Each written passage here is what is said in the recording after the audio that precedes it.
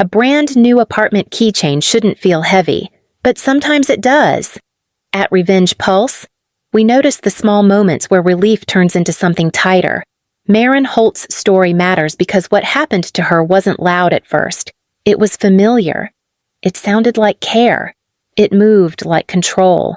Marin worked in data compliance, the kind of job that trains you to spot patterns without getting emotional about them. At home, though, she kept trying to be reasonable. She kept trying to call it love. Here is where she starts. I moved into my Capitol Hill place on a Saturday with cardboard dust on my hands and a headache from smiling too much. My mom came in behind me with a tote bag and that calm, organized energy she used when she wanted something to feel normal. My dad followed, already looking at the door hinges like he'd been hired to inspect them. Mom set a white air purifier on my counter like it belonged there. "I brought you something for the air," she went on, pulling out her phone. "City apartments trap everything. I already have a fan. This one's better. Let me connect it to the app." I watched her fingers move fast. She didn't ask for my Wi-Fi password. She held her phone out, put it in. I typed it because I was tired and because it felt easier than a fight on move-in day. Dad opened a drawer, closed it, then checked the window latch with his thumb. "This place is old," he muttered. "It's fine," I told him. Mom smiled without looking up. "There, it's linked. I can keep an eye on your air quality from my end. That's not necessary. It's not a big deal. It's just helpful." She turned, palm up, spare key. I stared at her hand. "For emergencies," she added, soft as a blanket. Dad nodded once, like the decision had already been made.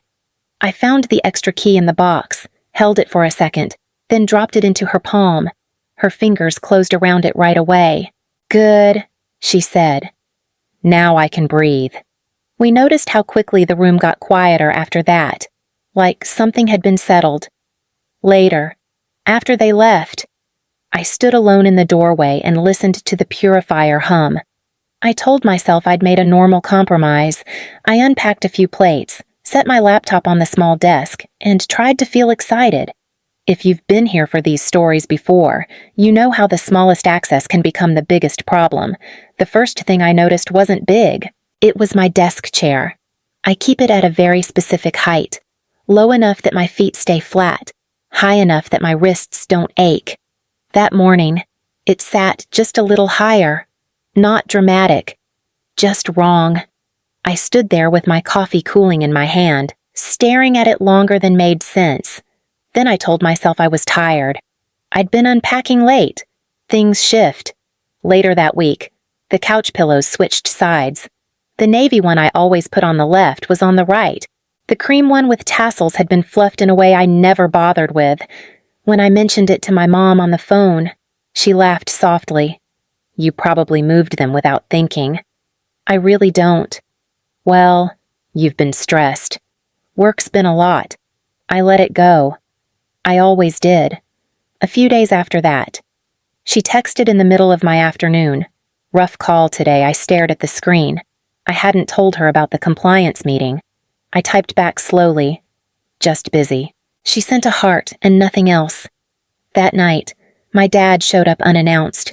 I heard keys before the knock. "I was in the neighborhood," he explained, already crouched by the window. "This latch sticks. I didn't ask you to come by." "I know, but I had the key." He twisted a screwdriver, satisfied with himself. Safer now. I stood by the counter, arms folded, watching him work around me like I was furniture. After he left, I noticed the air purifier angled slightly toward the living room instead of the wall. I nudged it back without thinking. The next morning, my mom called. "Did you move the purifier?" "Yes." "Oh, I thought it had better circulation where it was. I like it where it is." A pause. Not long. Just long enough. "Of course. It's your place." We noticed how often she said that after doing something that didn't feel like it. By the end of the month, I started catching myself making mental notes. Chair height, drawer alignment, which light was on when I got home, at work. I trusted patterns, at home. I kept telling myself not to, so I stopped writing things down. I stopped checking. I told myself that families don't mean harm, that care can feel intrusive sometimes. I didn't know yet how much data I was ignoring. Caleb showed up with a duffel bag and a smile that already assumed the answer. Mom stood half a step behind him in the hallway, hands folded, eyes careful. Dad stayed by the door, like he was there to supervise the space more than the conversation. "It's just for a little while," Mom began. "Things are complicated right now." Caleb dropped the bag near the den without waiting for permission. "I won't be in your way. I barely take up space." I looked at the bag, then at the den, then back at him. "How long is a little while?" He shrugged. "A couple weeks. Maybe less." Mom jumped in fast. "You have the room, and he needs somewhere stable. It's my workspace. He won't touch your things," she said. "Right, Caleb. Obviously." He grinned. "I'm not an animal." Dad cleared his throat. "Family helps family." That was it. No discussion. Just a statement dropped on the table like paperwork already signed. Caleb took the den the same afternoon. He didn't move my desk. Not exactly. He shifted it a few inches so his tripod would fit, set his laptop on my filing cabinet, plugged his phone charger into the outlet I used for my monitor. When I pointed it out, he waved it off. "I'll put it back. Relax." That night, I came home to find a ring light leaned against the wall. "I was testing angles," he said, scrolling through his phone. "The light's good in here. My work stuff's unplugged. I needed the outlet. It's just temporary." Mom called later to check in. "Isn't it nice having someone there?" "It's crowded. You don't need all that space all the time." That sentence landed wrong, like a quiet reassignment. Over the next few days, Caleb's stuff stayed, shoes by the door, a jacket on the chair, a coffee mug in the sink I hadn't bought. Mom started referring to the den as his side. Dad stopped knocking. One evening, I came home to my desk chair pushed in tight. Height changed again. My keyboard was stacked neatly to the side. Caleb was in the living room, phone propped up, talking to no one I could see. "I'm live," he whispered sharply, holding up a finger. 5 minutes. I stood there, holding my bag, feeling like I'd walked into a room I no longer fully owned. Later, after he logged off, he smiled like everything was fine. "You weren't using the desk tonight anyway." I went into the bathroom and shut the door. The air purifier hummed steadily in the other room, angled just enough that I noticed.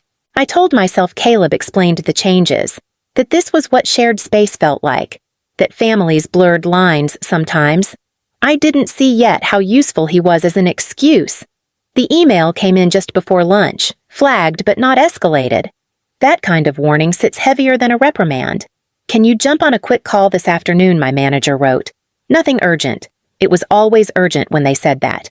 I closed my laptop and rubbed my eyes, listening to Caleb pacing in the den, talking through a script under his breath.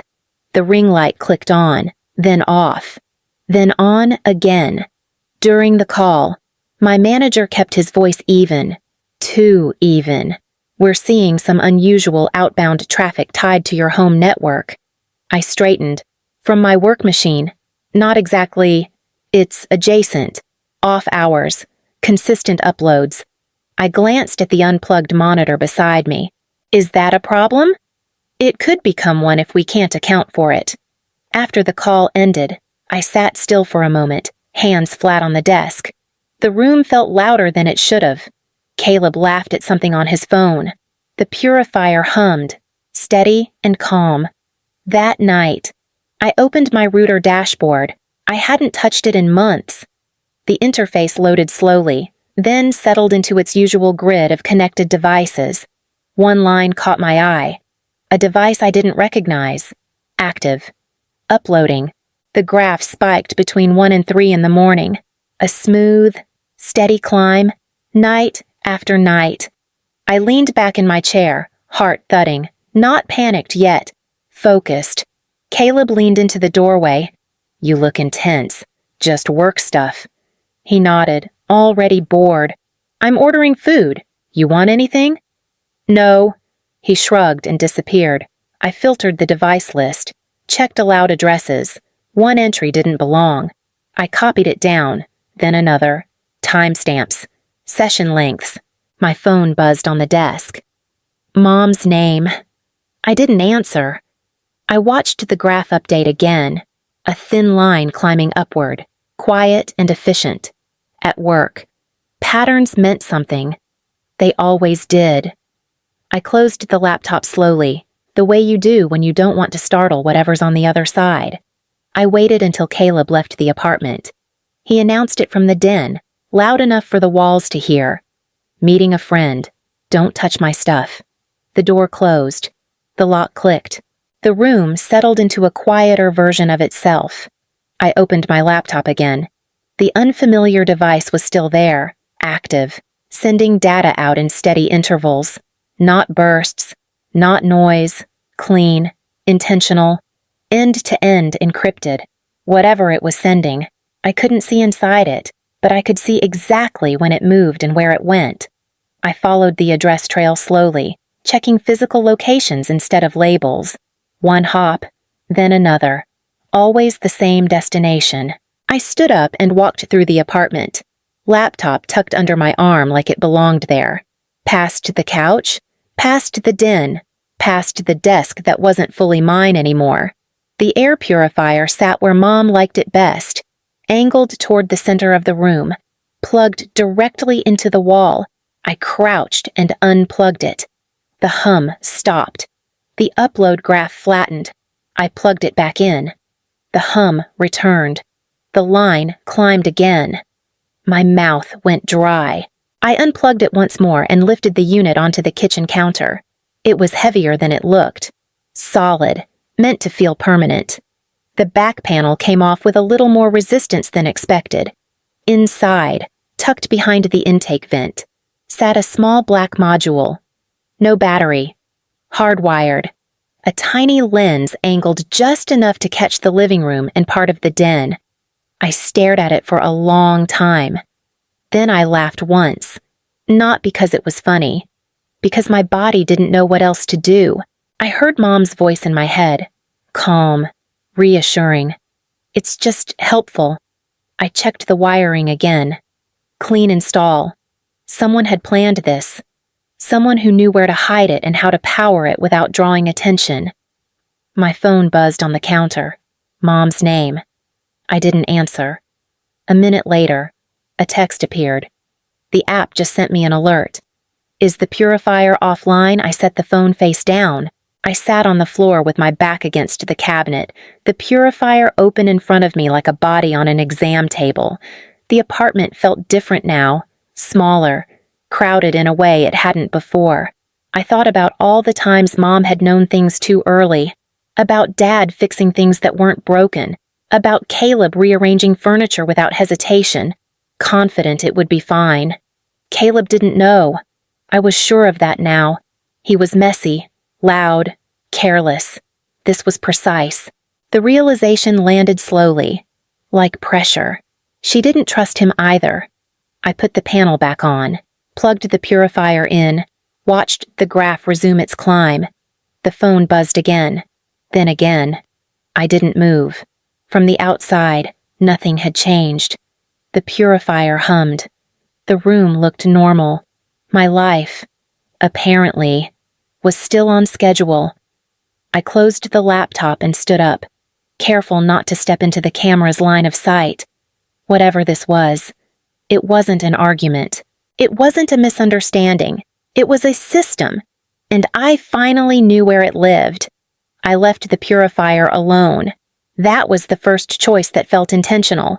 I put the panel back the way it was, lined up the screws, wiped my fingerprints from the plastic with my sleeve. Then I moved the unit back to its spot, angled the way Mom liked it. When it hummed again, steady and quiet. The upload line on my screen followed right along. I sat on the couch and waited. The phone lit up once, then again. Elaine, are you home? A minute later. The app keeps dropping. Did something happen? I watched the screen dim, light up, dim again. I didn't answer. At some point, Caleb came back. He tossed his keys into the bowl by the door and kicked his shoes off, one landing crooked against the wall. "You good?" he asked. "Already halfway to the fridge?" "Fine." He nodded, satisfied. "Cool." He microwaved leftovers, stood in front of the counter scrolling, completely unaware of the lens in the room, of how much had already been recorded. When he went to bed, I stayed up. I didn't pace. I didn't cry. I wrote things down. Times. Upload durations. Destination addresses. Patterns. I copied files onto a drive and labeled them in plain language, the way you do when you know someone else may need to read them later. The phone buzzed again. Mom this time. Calling. I let it ring until it stopped. At Revenge Pulse. We've seen this moment before. Not the discovery, but what follows it. The pause where control starts to loosen and the person holding it reaches for anything solid. I opened the router settings and tightened what I could without breaking the feed. No alerts, no sudden changes. Everything looked normal from the outside. Another text came through. "Please call me." I pictured her sitting on the edge of her couch, phone in both hands, watching a frozen screen that used to move. I imagined the confusion first, then the worry, then the need to know. I turned my phone face down. In the morning, Dad tried. "Your mother's upset," he said, voice tight. "The purifier app isn't responding.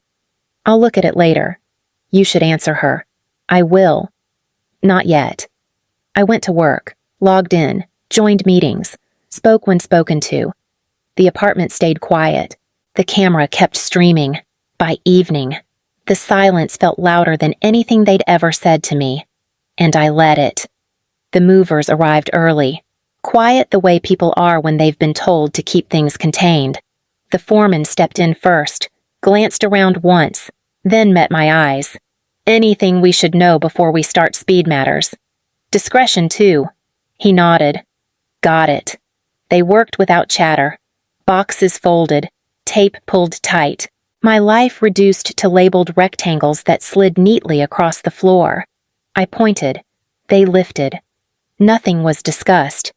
Caleb hovered in the doorway for a minute, confused. "Why are you packing already? I found a place." He blinked. "Since when recently?" He laughed like I was joking. "You didn't even talk to Mom." "I didn't need to. That landed wrong." He stepped back, watching the den empty out piece by piece. My desk went first, then the filing cabinet. The ring light leaned uselessly against the wall. "You're being dramatic," he muttered. "This didn't have to be a whole thing." I handed him a box. "These are yours." He took it automatically. Didn't look inside. By noon, the apartment echoed. Footsteps sounded louder than they should have. The walls felt exposed. I left the air purifier where it was. The foreman paused beside it. "This going no." He gave a small shrug and moved on. When the truck doors closed, I stood alone in the living room. No furniture, no shoes by the door. Just the purifier humming in the corner, angled just right. My phone vibrated. Another missed call. I waited until evening. Then I reached behind the unit and pulled the plug. The hum stopped. I imagined the screen on the other end going dark. Not gradually. All at once. I locked the door, slid the key into the drop box, and didn't look back at the building. The driver waited with the engine running. As we pulled away, my phone lit up again. "Mom, Dad, Caleb." I set it face down on the seat and watched the city blur past the window. My reflection faint and unfamiliar. Whatever they were seeing now, it wasn't me. And that was the point. The first voicemail came from Mom. I didn't listen to it right away. The second came from Dad, his voice clipped, trying to sound reasonable. The third was Caleb, confused and already annoyed. By the time I set my phone down on the kitchen counter in the new place, there were more than 20 missed calls stacked on the screen. The apartment smelled like fresh paint and nothing else. No humming, no familiar noise, just the low sound of traffic outside and the refrigerator cycling on and off. I waited, Another call pushed through. I answered that one. Marin, Dad said quickly. Where are you? I'm safe. There was movement on the other end. Mom's voice. Close to the phone now. We went to your apartment. It's empty. Yes. Her breath caught. What do you mean? Yes, I moved. Silence stretched. Then Caleb. You didn't tell anyone. I wasn't asking permission. Mom cut in. Why would you do this? We've been worried sick. I know. Dad's tone hardened. Your mother couldn't see anything on the app. The purifier, I know. That stopped him. I took a breath and kept my voice even. I had a consult with an attorney. Mom made a small sound, like she'd dropped something. I documented the device. I continued. I logged the timestamps, session lengths, destination addresses. Dad spoke slower now. What are you saying? I'm saying the camera streamed from my apartment to an external address tied to Mom's home network. That's ridiculous, Mom said. Too fast. It was for your safety. I have the records. Caleb cut in. Sharp. What camera? Not you, I said. You didn't know. That landed hard. Dad tried again. You're overreacting. I'm not asking you to agree. I told him. I'm telling you what happens next. The line went quiet. No contact. I went on. No showing up. No calling my work. If you try to find my address, I file a report. Mom started crying then, not loud. Broken. Familiar. You wouldn't do that to us. I won't protect you. The words sat there between us. Dad exhaled. We understand. I ended the call before anyone could say anything else. The phone went silent. I leaned against the counter, legs unsteady for the first time all day. Outside, a siren passed and faded. Inside, nothing moved. For the first time since I'd unplugged the purifier, there was no feed anywhere. And that felt final. 3 months passed without contact, no calls, no texts. No updates passed through family friends. The quiet held. I started therapy during that time. Not to fix anything, just to untangle habits I didn't realize I'd built. Apologizing before speaking. Explaining myself when no one asked. Bracing for interruptions that never came. The apartment stayed steady. The fingerprint lock clicked the same way every night. The doorman nodded, checked his list, looked past me to no one. I slept without headphones. I left lights on without thinking about angles. One afternoon, a letter arrived through a law office. No excuses, no requests, just an acknowledgement of harm, written carefully, like someone afraid to press too hard on the page. I folded it once and put it in a drawer. I didn't reply. Caleb never reached out again. That hurt in a dull way, but it made sense. He'd lost access too. I noticed small changes in myself. I chose furniture because I liked it, not because it would be approved. I spoke slower. I trusted my own discomfort sooner. Privacy stopped feeling abstract. It became physical. The weight of my keys, the sound of my door closing, the space between thoughts. Marin Holt didn't disappear. She just stopped being visible on demand. If this story stays with you, pass it along to someone who understands what distance can do. At Revenge Pulse, we don't look for explosions. We notice the moments after the noise fades, when the feed goes dark, and someone finally gets their life back.